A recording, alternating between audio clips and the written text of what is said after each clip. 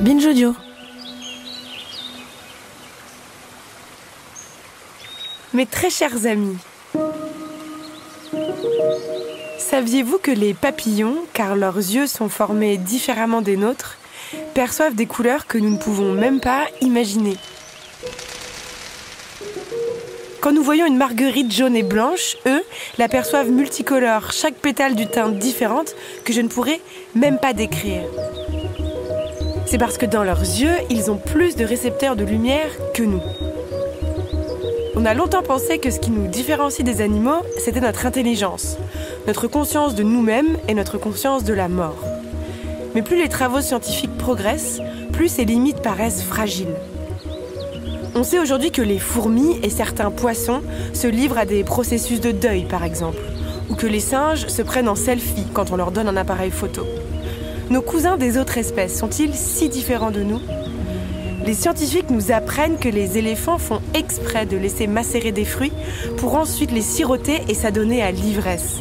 Les vaches et les taureaux qui ont gagné des concours de beauté apprennent spontanément à poser devant les appareils photo. Et ensuite, une fois de retour à la ferme, ils refusent d'être traités comme leurs simples comparses. En d'autres termes, ils prennent le melon.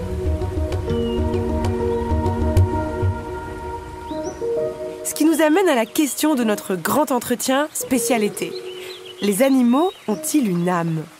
Et qu'est-ce que c'est avoir une âme ? Nous, sommes-nous déjà certains d'en avoir une ? Est-ce qu'avoir une âme, c'est avoir des pensées, une vie intérieure, une personnalité ?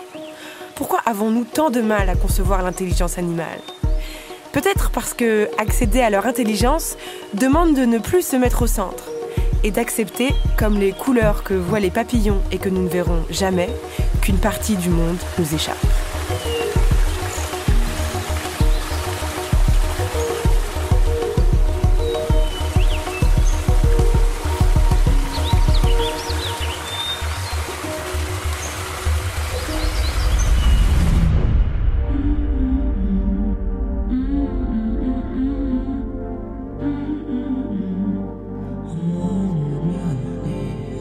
Non mais laissez-moi parler, c'est vraiment insupportable. On peut plus rien dire. Vraiment, c'est n'importe quoi. On peut plus rien dire. Et la prochaine fois, ça sera quoi?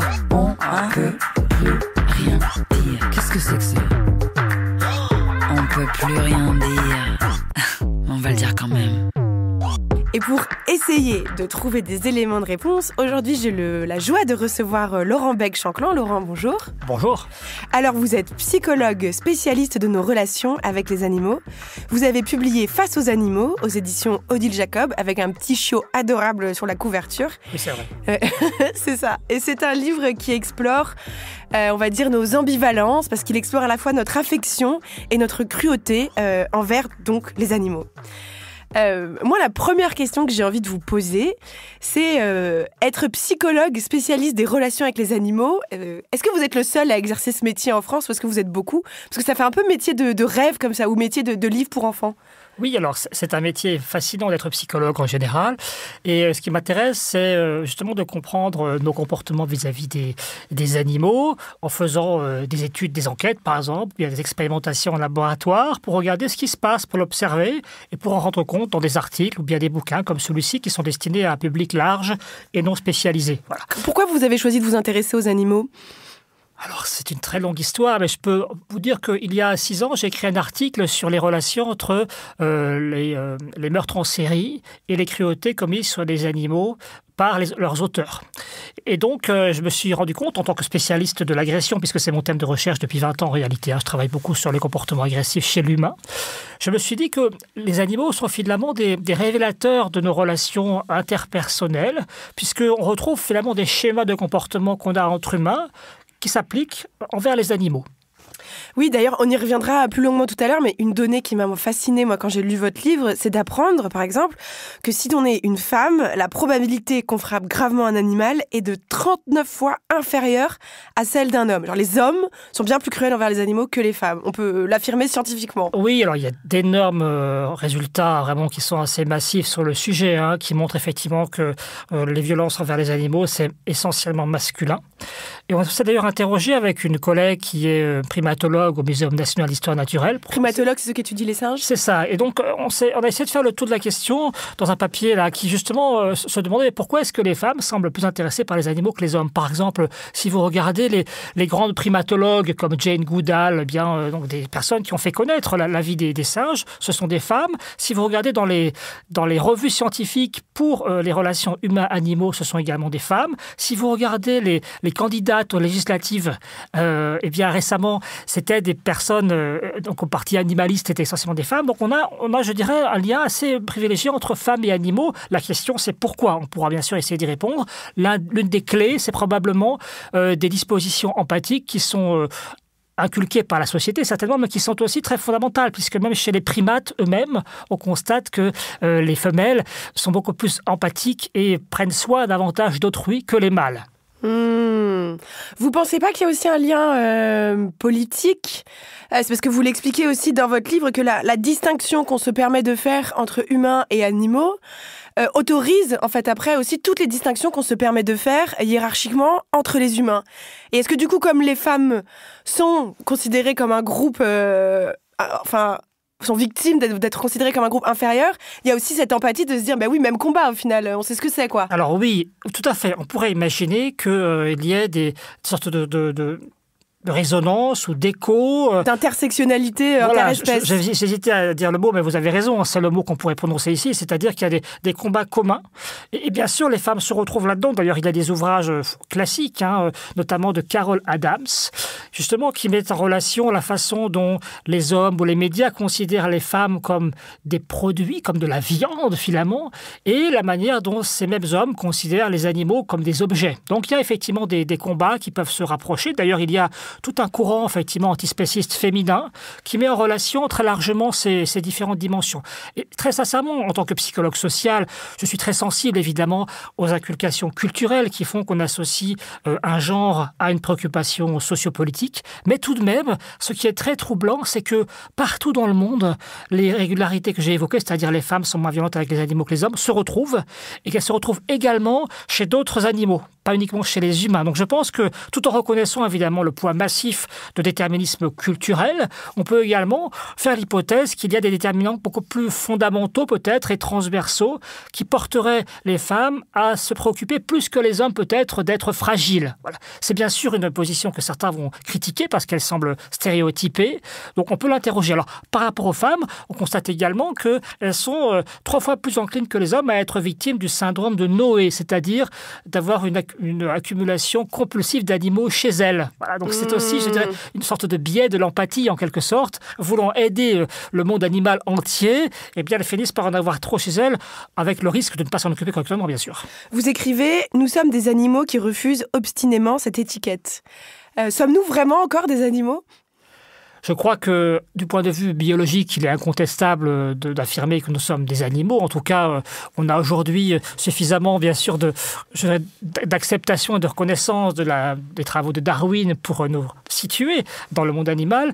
Et ce qui est fascinant, c'est que finalement, malgré cette conscience, je dirais, scientifique de notre animalité, il y a comme des filtres, comme des verrous qui nous empêchent très souvent de nous voir comme des animaux. Et nous avons créé une immense catégorie qu'on appelle les animaux, qui regroupe 9 millions d'espèces que nous opposons à nous.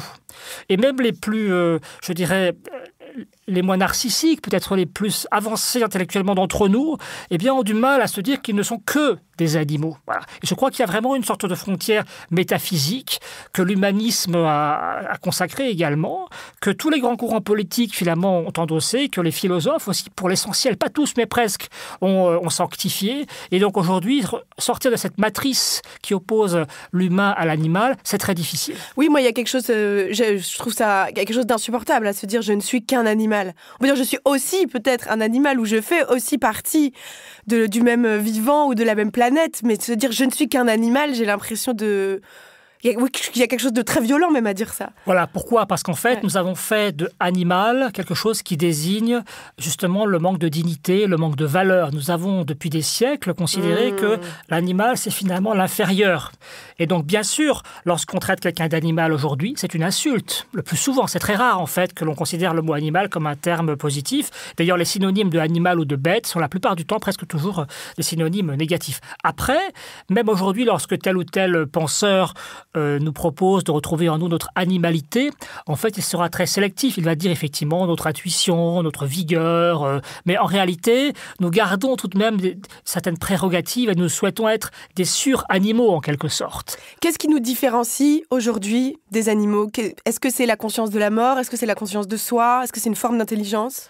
Alors, je crois que l'intelligence aujourd'hui, c'est d'éviter ce genre de questions. Alors, je ne voudrais pas mettre en cause, évidemment, votre sagacité, mais tout de même, après plusieurs siècles où les philosophes nous ont dit que le propre de l'homme, c'est effectivement l'utilisation d'outils, ou bien la conscience de la mort, ou du futur, ou la parole, après des décennies où les éthologues nous ont rappelé que toutes ces affirmations péremptoires des philosophes étaient erronées, je crois que ce qui s'impose, c'est plutôt la prudence et interroger cette question. Pourquoi voulons-nous absolument trouver des points de différenciation, en tout cas trop tôt, parce que peut-être que nous ne connaissons pas assez les animaux pour pouvoir nous prononcer.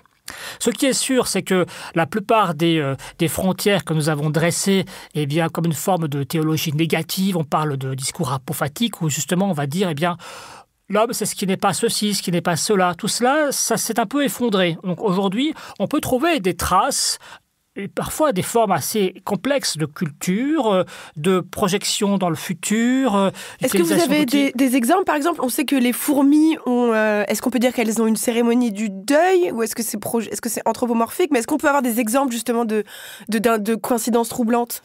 Alors, on peut retrouver effectivement chez certaines espèces animales des modalités de gestion assez ritualisées du deuil. Donc ça, c'est assez fascinant.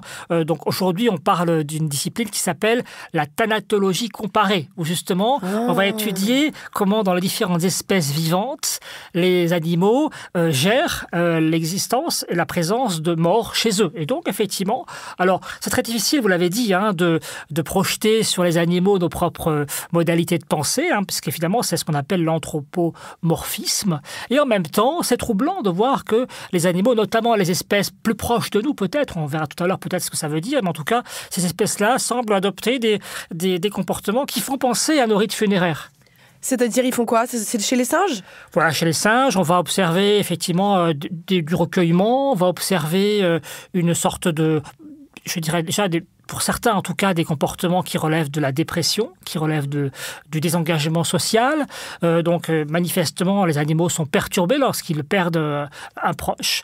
De même que d'ailleurs, nos compagnons sont perturbés lorsque nous disparaissons. Il y a effectivement des travaux. Alors moi je l'ai vu, alors pardon, ça n'a rien de scientifique, mais moi quand j'ai perdu mon père, son chien, il était désespéré pendant bien 3 semaines quand même. Pas se lever, coucher par terre, ils sentent qu'il y a une disparition éternelle. C'est ça, et donc il y a beaucoup de témoignages comme le vôtre qui montrent bien que les animaux sont attachés à nous, tout comme nous le sommes à eux, bien sûr. Et aujourd'hui, eh bien, lorsque quelqu'un perd un animal proche, il a des symptômes, je dirais, dépressifs. Il est plus souvent en tout cas absent au travail. Et puis, il y a effectivement un travail de deuil qui se constitue à travers le temps. Et est-ce qu'on est capable de comprendre l'intelligence animale sans être trop influencé par la nôtre ? Dans votre livre, vous parlez par exemple du test du miroir et à quel point il est finalement obsolète. Est-ce que vous pouvez nous expliquer ? Oui, alors, nous avons approché souvent les animaux avec une forme de zoologie qui est partisane, c'est-à-dire que nous les opposons à l'humain, je l'ai dit, et surtout, nous appliquons nos propres critères d'intérêt pour les explorer, pour les connaître. Aujourd'hui, il y a par exemple 20 fois plus de publications qui sont consacrées aux vertébrés qu'aux invertébrés, alors qu'ils sont 26 fois plus nombreux. Ils sont plus mignons, oui, c'est pour ça. Enfin, faire des trucs sur les vers de terre, oui, ça fait moins rêver. Qu'est-ce que ça veut dire, plus mignon, encore une fois ? Vous avez raison, bien sûr. La question va se poser, c'est-à-dire qu'est-ce qui fait qu'on va décider qu'une limace, ce n'est pas mignon. Et on peut effectivement étudier ça. On va y revenir. Ça a été fait par des collègues du Muséum national d'histoire naturelle. Justement, qu'est-ce qui fait qu'on va trouver un animal mignon ? On va bien sûr retrouver des caractéristiques morphologiques qui nous rappellent les nôtres. Voilà. Donc, j'aimerais savoir, moi, ce qu'une fourmi trouve mignon. Ça m'intéresserait beaucoup. C'est vrai. Voilà. Alors, du coup, par rapport à ce que vous dites, eh bien, on a des travaux scientifiques qui déjà sont biaisés, c'est-à-dire qui vont biaisés dans le sens où ils s'intéressent plutôt aux espèces proches de nous. C'est ce qu'on qu'on appelle le biais taxonomique. Donc effectivement, on va s'intéresser aux espèces, aux taxons qui sont proches de l'humain. Et pour cela, on va utiliser des outils qui nous ressemblent en quelque sorte, dont le fameux test de la tâche que vous avez évoqué, c'est-à-dire on va mettre sur le front des animaux, comme on l'a fait sur nos enfants il y a quelques dizaines d'années, une marque inodore, invisible pour eux, et on va les mettre devant un miroir pour voir si les animaux essayent de se frotter le front ou le visage, ou bien au contraire, essayent de toucher le miroir. Alors chez les humains, on a beaucoup de données qui montrent depuis... Est-ce que ça veut dire que si on se touche soi et pas le miroir, on a conscience d'avoir un reflet, donc d'exister? C'est ça la conscience de soi, tout à fait, va être manifestée par cette tendance à se toucher soi-même et pas le miroir. Donc chez les enfants, à 1 an et demi, ça va être le cas. Chez les animaux, ça va dépendre, encore une fois, des espèces. Donc ça a été fait sur des orques, ça a été proposé sur des primates, toutes sortes d'animaux, des éléphants. Certains animaux passent le test, d'autres non. Et en fait, ce qu'on constate, c'est que finalement, ce test-là, il se fonde essentiellement sur la vision. Or, si vous prenez le chien, eh bien, son sens cardinal, c'est plutôt l'odorat, l'olfaction. Et donc, les chiens ne réussissent pas forcément ce test. Pourtant, ils arrivent à se cacher. Donc, ça veut dire quand même qu'ils ont conscience d'être un corps. Certainement. En tout cas, ils ont conscience de ce qu'ils veulent éviter, ou bien, effectivement, la dissimulation qui va être la leur. Mais je crois qu'on aurait tort de se baser uniquement sur la vision pour comprendre les intelligences animales. Et c'est justement cette prééminence de la vision chez l'humain qui fait que nous l'utilisons pour explorer le monde, mais de façon appauvrissante pour les autres. Est-ce qu'il y a des choses que perçoivent les animaux que nous ne percevrons jamais? On peut penser à l'odorat, au chien qui a un odorat 100 000 fois supérieur au nôtre, donc il doit percevoir des odeurs qu'on ne peut même pas imaginer, ou les papillons qui ont une vision bien plus développée que la nôtre, donc ils voient des couleurs dont on ne peut même pas imaginer l'existence. Moi, je trouve ça fascinant. Oui, mais je crois que justement, c'est par cette surprise perceptive et cette découverte des canaux sensoriels des animaux que nous sommes obligés de nous décentrer. Et c'est grâce à elle que nous allons sortir justement de l'anthropocentrisme. Il y a des mondes d'ultrasons, d'infrasons, d'ultraviolets, donc je dirais des réalités physiques et chimiques qui nous échappent complètement. Et c'est justement en les découvrant que nous allons devoir sortir de nos matrices humaines qui ferment finalement l'environnement. Et donc je crois qu'effectivement, les poissons pour lesquels, on y reviendra, la considération que nous avons est assez limitée, eh bien, on détecte de façon beaucoup plus fine que nous les couleurs, par exemple. Pendant très longtemps, on a cru qu'ils n'avaient pas d'ouïe parce qu'ils n'ont pas d'oreille externe. Donc, finalement, les humains, très grossiers, s'attendent à avoir des formes morphologiques similaires aux leurs pour pouvoir imputer à une espèce une capacité sensorielle. C'est quand même fou. Et parlez-nous du narval. Oui, le narval, donc, qui a une corne torsadée, qui va pouvoir percevoir à la fois la salinité de l'eau, la pression, la température. Donc voilà, cette fameuse corne qui fait penser à celle d'une licorne des mers. Voilà. Et donc on a effectivement une belle illustration de canaux perceptifs. Donc avec sa corne, il peut percevoir à quel point l'eau est salée. C'est ça. C'est fou. Enfin, c'est quand même assez fascinant. Est-ce qu'on sait aujourd'hui, est-ce que dans la littérature scientifique, il y a déjà des données pour savoir comment eux, les animaux, nous perçoivent? Est-ce qu'ils ont de l'affection pour nous? Est-ce qu'ils nous aiment? Est-ce qu'on sait comment ils nous voient? Alors, on a évoqué tout à l'heure l'attachement des animaux pour nous. Moi, j'aime beaucoup citer cette recherche qui a été faite sur les chiens, qui montre que lorsqu'un humain fixe un chien dans les yeux et que la réciproque se produit, il y a production chez l'humain, mais aussi chez le chien, d'une hormone de l'attachement qui s'appelle l'ocytocine. Et donc, on voit bien que finalement, il y a des fluides biologiques qui sont les mêmes et qui nous rapprochent, qui nous relient. Donc, comment les animaux nous perçoivent? Je crois que dans beaucoup de cas, évidemment, on peut imaginer qu'il y a une forme d'indifférence, mais aussi de crainte. Il faut dire quand même aujourd'hui que lorsqu'un animal entre en contact avec un humain, ça se passe souvent mal pour lui. C'est sûr. Voilà. Donc, ils ont certainement appris, en tout cas certains d'entre eux, à nous éviter. Et après, bien sûr, on a aussi pu montrer ces formes d'attachement au long cours qui font que nous avons plaisir et dans la durée à nous attacher à eux et à échanger finalement nos perceptions. Sait-on comment les loups sont devenus ces chiens, justement, ces amis de l'homme?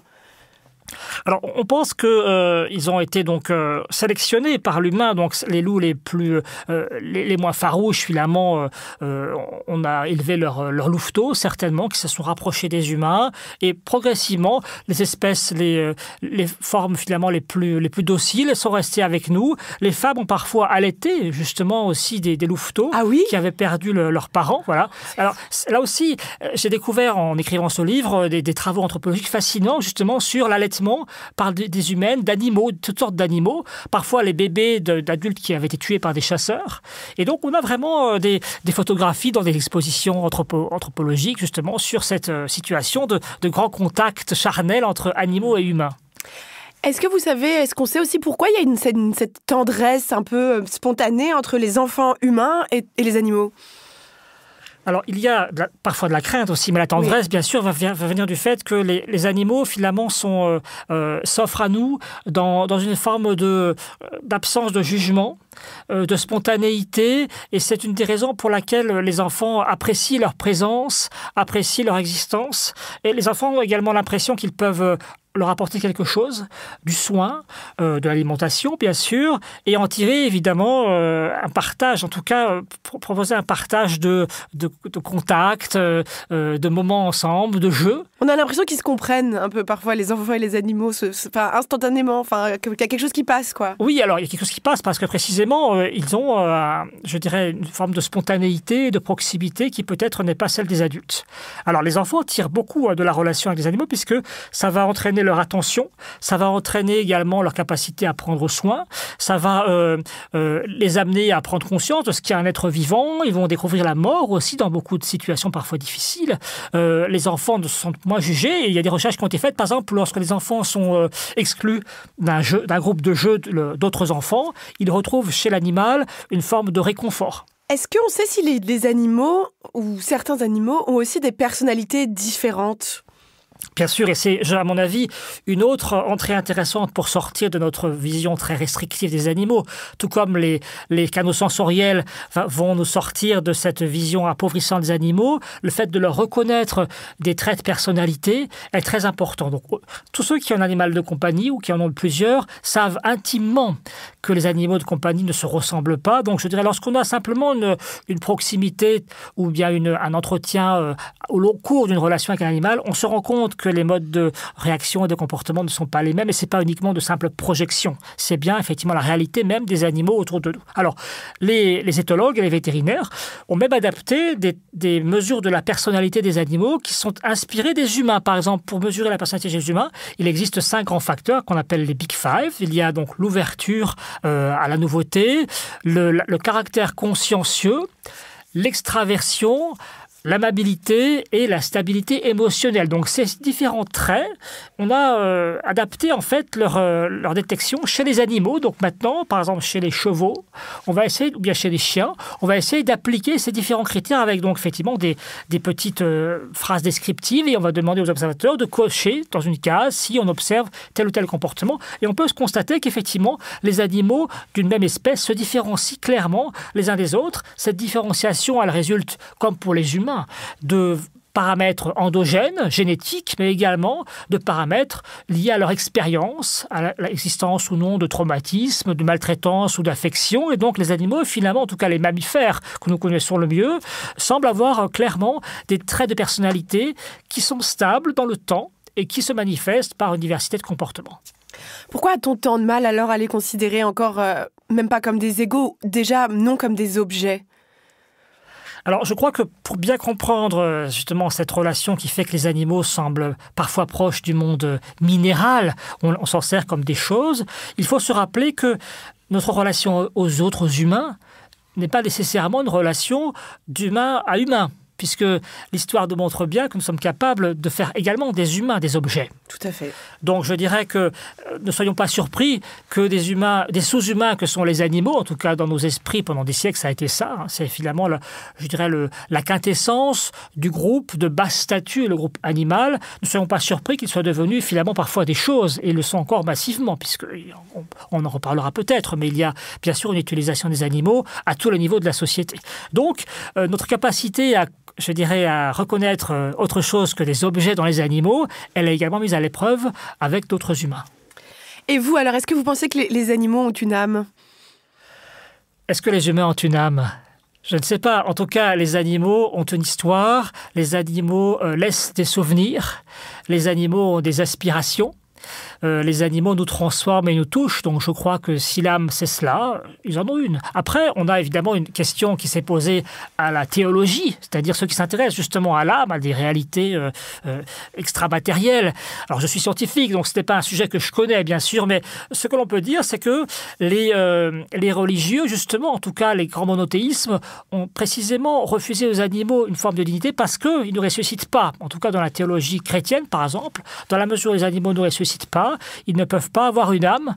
Et d'ailleurs, les grandes figures justement du catholicisme ou bien du christianisme, eh bien, le plus souvent, leur accorderont assez peu d'importance, sauf peut-être François d'Assise, par exemple, mais le Christ lui-même mange du poisson.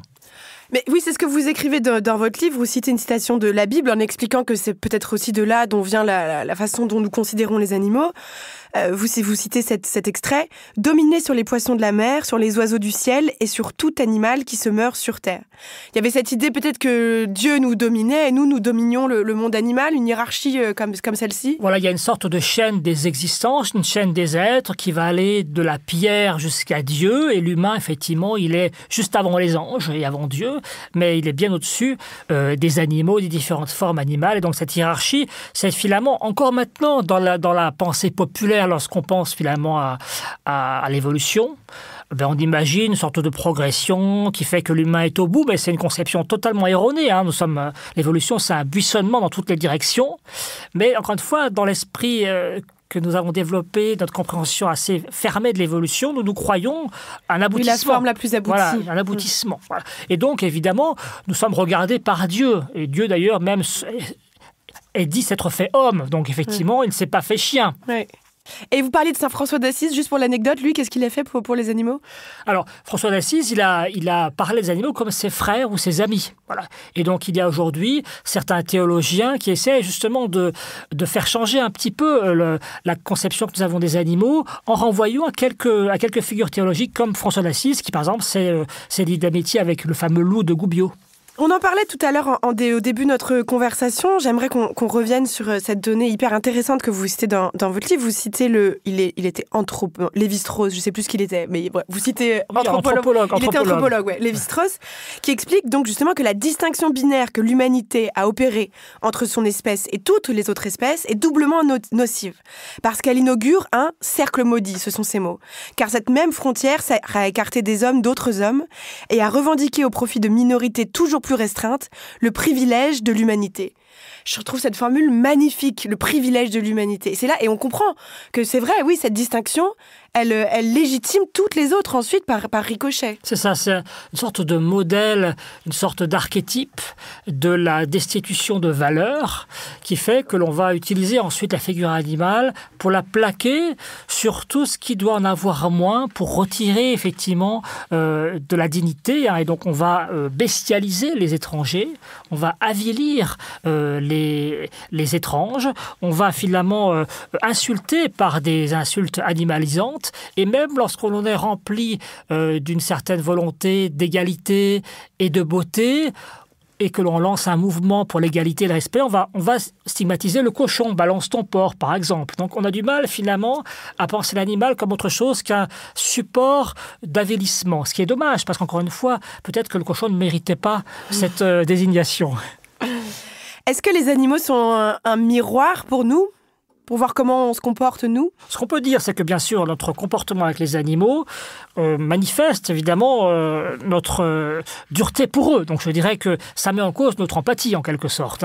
C'est, comme le disait Kundera, une forme de test moral de notre filament, de nos valeurs. Si nous sommes incapables de soucier davantage des êtres que nous avons sous la main et que nous pouvons dominer ainsi, qu'est-ce que cela veut dire de nous ? Donc finalement, c'est vrai que c'est une interrogation assez forte. Après, ils sont nos miroirs dans la mesure où nous aimons voir en eux notre grandeur, puisque justement nous utilisons des critères qui nous avantagent pour nous comparer à eux. Ils n'ont pas ou souvent ils n'ont pas en tout cas la parole rationnelle, ils n'auraient pas en tout cas telle ou telle capacité dont nous sommes très fiers. Ils ne sont pas allés effectivement coloniser la Lune ou bientôt Mars.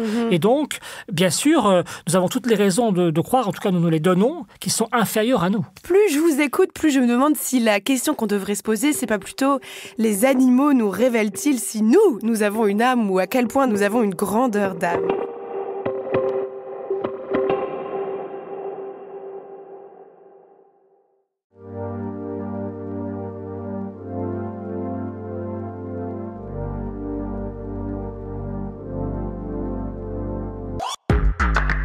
Dans votre livre, vous expliquez que vous avez vous avez reconduit une expérience très célèbre dans les sciences sociales qui s'appelle l'expérience de Milgram. L'expérience de Milgram, pour donner un peu de contexte, elle a été menée dans les années 60 dans une société qui était traumatisée par l'Holocauste pour essayer de comprendre pourquoi les humains étaient capables de tant de cruauté. Et donc, sous prétexte de le faire croire à des cobayes, qu'on étudiait l'efficacité des punitions sur les techniques d'apprentissage, on demandait à des personnes d'administrer des décharges électriques, et en leur disant ça va leur apprendre à apprendre, arrêtez-moi si je dis des bêtises. Et après, on s'est rendu compte que 90% des participants avaient administré une dose mortelle de décharge électrique parce qu'ils faisaient une confiance quasiment aveugle à la personne en blouse à côté qui leur disait allez-y quoi. Et donc vous avez voulu réitérer cette expérience. Racontez-nous. Oui, alors, pour revenir simplement à Milgram, voilà. En fait, l'expérience de Milgram, c'est plusieurs formats, il y a eu plusieurs expériences de Milgram. Les plus connues ont montré que 2/3 des personnes administraient jusqu'à 450 volts à une victime non consentante lorsqu'elle se trompait effectivement lors d'un faux test de mémoire. Alors, Milgram effectivement est très connu. En France, on le connaît parce que Yves Montand a joué dans le film d'Henri Verneuil, I comme Icare. Justement, il représente bien cette expérience. C'est assez bien représenté. Je pense que ça mérite d'être vu pour comprendre le protocole. Et Milgram, donc, c'est des études qui ont été répliquées dans une vingtaine de pays dans le monde, avec effectivement des résultats assez convergents. Alors, j'ai essayé justement d'adapter cette étude avec des petits changements qui me semblent importants. D'abord, on va le voir, une victime animale. C'est intéressant parce qu'effectivement, aujourd'hui, les animaux ont une place de plus en plus importante, en tout cas dans le discours, dans les visions politiques également. Et je crois qu'il fallait essayer de montrer dans quelle mesure nous sommes capables de les utiliser pour la recherche dans un cadre expérimental. Puisqu'aujourd'hui, à peu près 115 millions d'animaux sont utilisés par année dans le monde pour la recherche scientifique, c'est intéressant de voir comment des personnes ordinaires comme vous et moi, recrutées par voie de presse pour participer à une étude scientifique, sont capables de sang-froid, en quelque sorte, de tuer un animal. Combien de personnes vous avez recrutées ?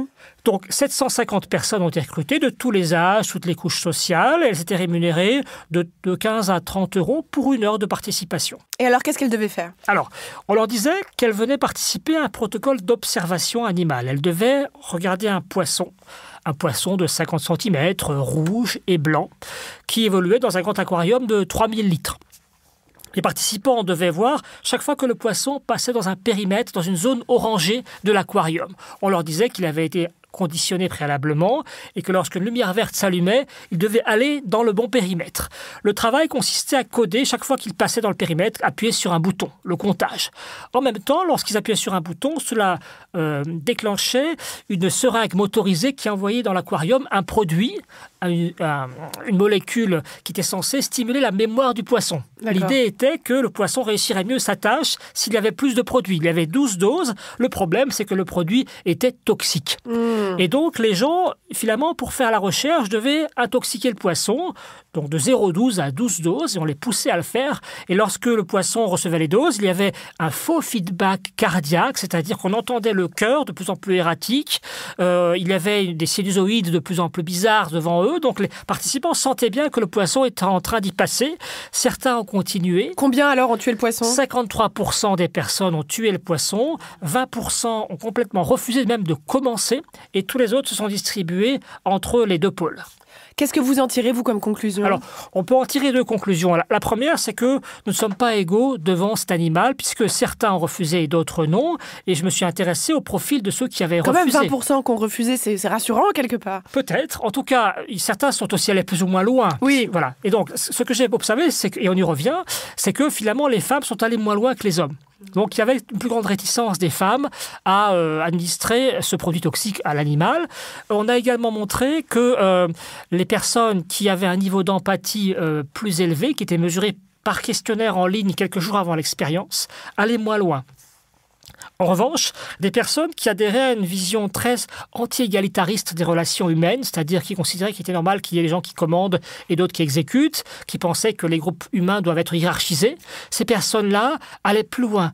Comme si, finalement, l'existence d'une sorte de filtre cognitif qui amène à hiérarchiser les humains était aussi présent lorsqu'on hiérarchise humains-animaux. Donc c'est une sorte de filtre transversal. Et puis, des personnes qui avaient tendance à penser que les animaux ont moins de valeur que les humains, très naturellement, allaient plus loin. Et enfin, les personnes qui étaient végétariennes se sont arrêtées plus tôt, voire n'ont pas commencé. Donc, on a observé effectivement ces variations. Et puis, le second but de l'étude, c'était de montrer que lorsqu'on met en exergue, lorsqu'on met en évidence l'importance scientifique de la recherche, les gens vont plus loin. Les participants devaient remplir un petit document en mettant en avant, en écrivant quelles étaient les qualités ou l'importance des chercheurs, ou au contraire, quels étaient les problèmes de la science. Oui, l'idée qu'il fallait sacrifier aussi le poisson pour le bien commun. C'est ça. Et ce qui a été observé, c'est que ceux qui avaient pensé aux bénéfices de la science allaient plus loin que ceux qui pensaient d'une façon plus critique. Et là, c'est intéressant parce que ça montre bien que les gens qui se soumettent à l'autorité le font aussi au nom de certains buts. Alors que Milgram avait dit que c'était finalement une sorte d'aveuglement, et que les gens étaient comme des robots. En fait, peut-être que ce sont des robots, mais des robots qui quand même poursuivent des buts très précis que la culture nous prescrit. Oui, parce que c'était ça aussi qui était intéressant dans l'expérience de Milgram, c'était cette soumission à la blouse. C'était ça qu'il voulait démontrer, qu'il y avait un moment où en fait on se défaussait presque de son propre sens moral ou de toute responsabilité quand on était, soumis à l'autorité. C'est ça. Alors que dans mon expérience, bien sûr, il y a je dirais l'image très positive de la science, mais il y a aussi les buts de la recherche qui sont des buts thérapeutiques, des buts médicaux. Donc certains ont tué le poisson en pensant éventuellement aux personnes âgées qui bénéficieraient du médicament qu'on a développé. Donc il y avait un conflit d'empathie finalement. L'empathie pour l'animal en face de moi qui est en train de mourir, ou bien l'empathie peut-être envers des bénéficiaires de cette expérience. Donc c'était vraiment une mise en scène où le dilemme était assez prégnant. Et vous, oui, donc ce que vous expliquez, c'est qu'on peut se défausser. Enfin, la soumission à l'autorité est parfois aussi un calcul de bénéfices pour la société plus tard. C'est ça. Ce n'est pas simplement, je dirais, une pensée appauvri. Alors, on a évidemment chez Milgram l'idée que on va essayer de comprendre pourquoi des tortionnaires nazis ont tué des gens, et avec l'image mise en scène et en place par Hannah Arendt, donc qui décrit Eichmanns, dignitaire nazi, comme quelqu'un qui n'a pas réfléchi, qui était finalement soumis à l'autorité aveuglément. En réalité, c'est la banalité du mal. Exactement. En réalité, on peut dire que les choses ne sont pas aussi simples, que l'humain qui se soumet, il le fait aussi au nom de certains buts. Et d'ailleurs, on sait depuis Arendt qu'en fait, Eichmann n'était pas du tout ce fonctionnaire, je dirais, sans conviction. C'était vraiment un antisémite notoire. Donc, je dirais, la thèse même de Arendt, elle est intéressante, mais dans le cas de Eichmann, elle est fausse. Ce qui est intéressant aussi, c'est que vous expliquez qu'on est capable de réguler notre empathie. Et c'est un petit peu ces yo-yo de notre capacité à l'empathie qui nous permet de manger de la viande ou de manger du poisson.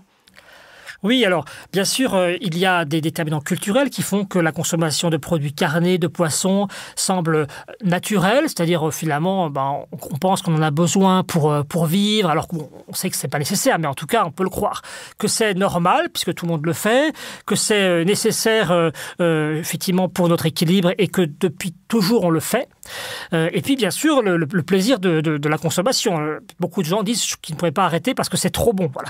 Et donc, ces forces culturelles qui nous poussent à consommer des produits carnés, eh bien évidemment, nous éloignent d'autres perspectives qui pourraient nous amener à considérer l'impact de ces produits carnés sur notre environnement et aussi à consommer les principales victimes de notre appétit. qui sont les animaux.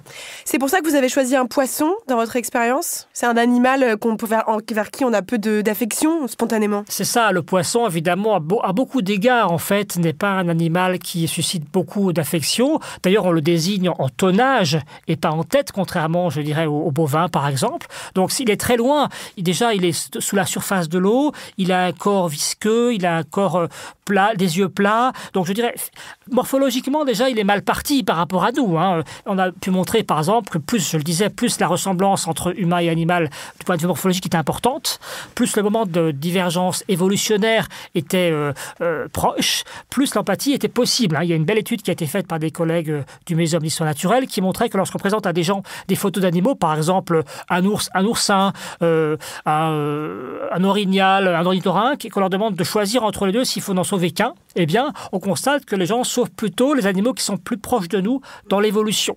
Donc, et cette proximité, elle est corrélée évidemment à la morphologie qui est plus proche de la nôtre, en quelque sorte. Donc, si vous avez 2 pattes, c'est une bénédiction, 4 pattes, c'est une imperfection, plus de 4 pattes, c'est une aberration, et pas de pattes, c'est une malédiction, hein, voilà. Donc, effectivement, il vaut mieux avoir des pattes, si possible 2, et se tenir droit. Voilà. Ah, c'est sûr. Pourtant, que sait-on de l'intelligence des poissons ou de leur sensibilité? On sait qu'on en parlait, on disait que ils ont aussi leur forme d'intelligence et de vision du monde. Oui, alors, les poissons sont beaucoup moins stupides, évidemment, qu'on l'a longtemps cru, hein. J'ai évoqué tout à l'heure le fait qu'on croyait qu'ils étaient sourds, alors qu'en fait, non. On sait que des poissons ont de la mémoire, hein, contrairement aussi aux clichés, hein. Les saumons retrouvent, effectivement, en remontant les courants, des semaines ou des mois après, des lieux. Donc, je dirais, cette image est catastrophique pour les animaux, hein, évidemment. La mémoire de poisson rouge. Voilà, c'est ça. Bon, je veux dire, injuste. C'est une offense aux poissons. Après, évidemment, les recherches plus récentes montrent que les poissons ne sont pas de simples végétaux aquatiques, hein. Ils ressentent la douleur et ça a pu être fait lorsqu'on leur injecte, par exemple, des venins sur la bouche, et on constate qu'ils cherchent effectivement à se calmer. Lorsque leur conjoint ou leur congénère décède, eh bien, on constate des moments d'apathie. Donc, certains ont des publications qui même titraient que les poissons dépriment. Voilà. Donc, je dirais, les poissons ont aussi une vie intérieure. Alors, bien sûr, on ne sait pas vraiment à quoi elle ressemble, mais en tout cas, il n'est plus possible de penser que ce sont de simples objets. On sait comment ils nous perçoivent. Ils doivent nous voir troubles et à travers l'eau. Enfin, ça doit être complètement fou.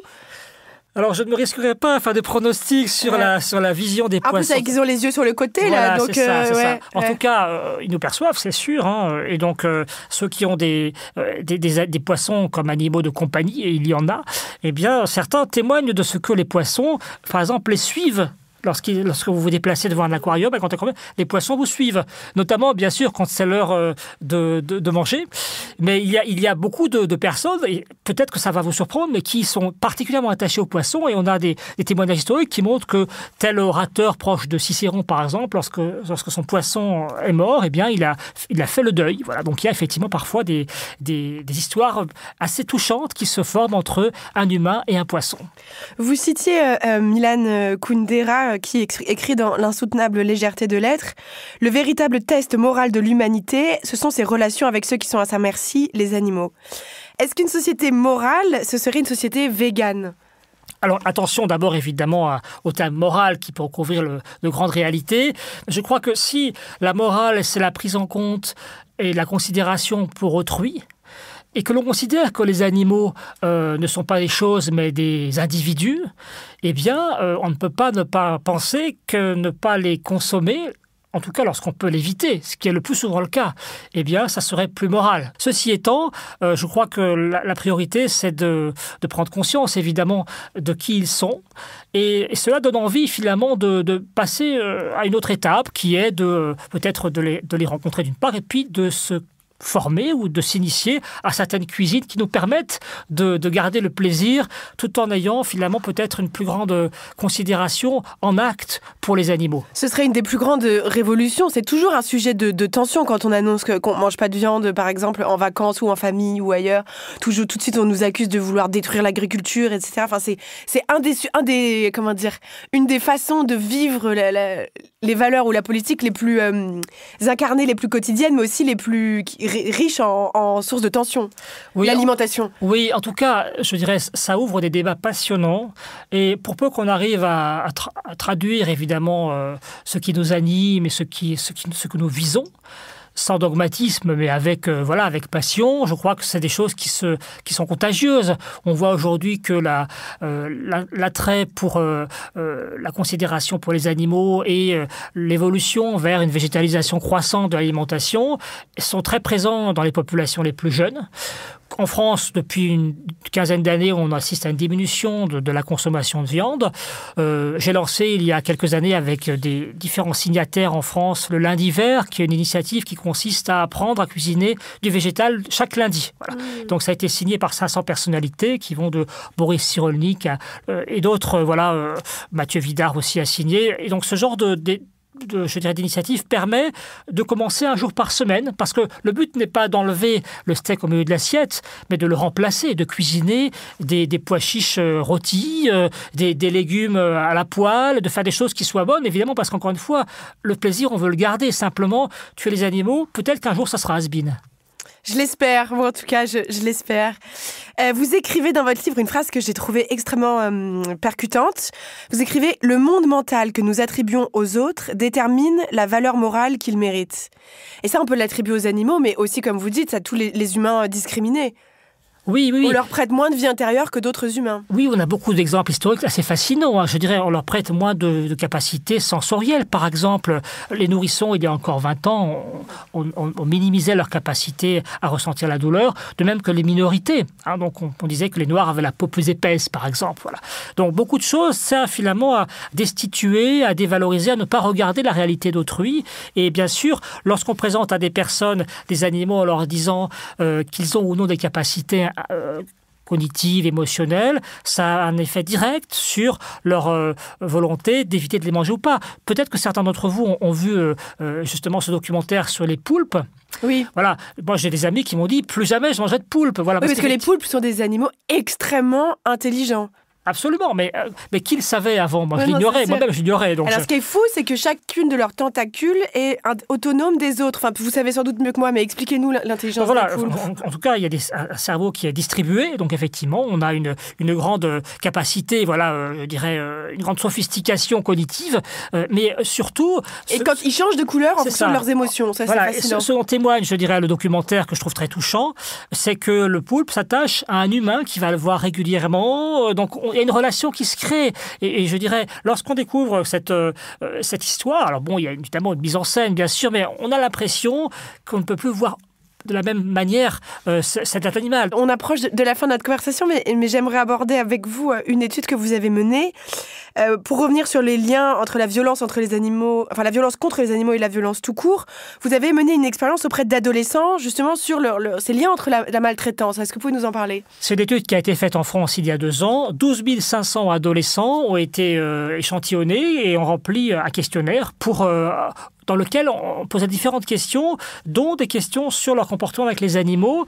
Et j'ai pu constater que 7% des adolescents avaient déjà commis des actes de cruauté sur des animaux, des chats, des chiens, mais aussi d'autres types d'animaux, et que cette capacité, ou en tout cas cette disposition à blesser les animaux, était liée à différents facteurs. Par exemple, ceux qui avaient blessé les animaux avaient aussi plus fréquemment été auteurs de harcèlement à l'école, avaient participé à des bagarres. Donc il y avait quelque chose qui se passait de l'ordre je dirais, des formes d'agressivité envers d'autres humains aussi. Et puis, il y avait des facteurs de fragilité psychologique qui étaient constatés, donc ils étaient plus enclins à l'anxiété, à la dépression, moins proches de leurs parents. Donc on peut dire aujourd'hui qu'un adolescent qui brutalise un animal, eh bien, il est marqué probablement par certains facteurs de risque, qui s'appliquent aux animaux, mais aussi à ses congénères. Alors, bien sûr, il peut y avoir d'autres causes, mais c'est une cause possible, à tel point qu'aujourd'hui, la police américaine identifie lorsqu'il y a des maltraitances animales avérées, parce qu'on a des travaux qui montrent que la manière dont les animaux sont traités, notamment lorsqu'on les torture, eh bien, ça peut être, je dirais, le prémisse de violences sur des humains qui soient plus graves. Les tueurs en série qui, effectivement, se font la main d'abord sur des mammifères, etc.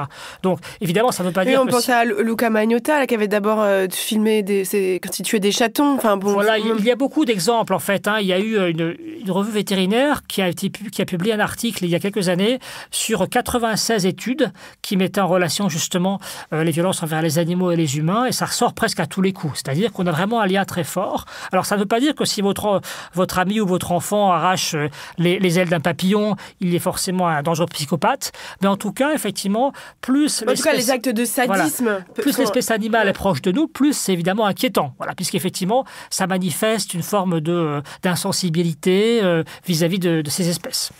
Pour revenir à la consommation de viande, ce que vous expliquez dans votre livre, c'est on met en place beaucoup de stratégies pour ne pas, enfin, les consommateurs de viande, pour ne pas regarder la réalité, en fait, des conditions d'élevage, des conditions d'abattage. C'est un déni organisé à grande échelle. Oui, il y a plusieurs stratégies, hein, parce que effectivement, on consomme dans le monde chaque année 65 à 100 milliards d'animaux terrestres.